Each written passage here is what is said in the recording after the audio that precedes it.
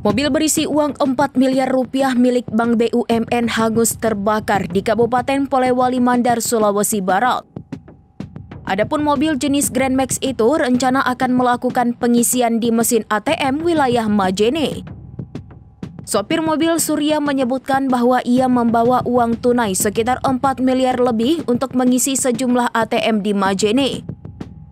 Awalnya ia mendengar percikan api dari belakang mobil. Sopir kemudian melapor ke petugas keamanan, namun api telah membesar.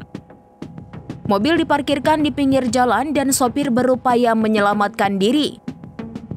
Video detik-detik kebakaran pun viral di media sosial. Di video yang beredar memperlihatkan mobil yang sudah dipenuhi asap tebal dan kemudian terbakar habis di pinggir jalan. Petugas damkar telah memadamkan api sehingga polisi dapat melakukan olah tempat kejadian perkara. Kasat Reskrim Polres Polman AKP Budi Adi menerangkan penyebab kebakaran masih diselidiki.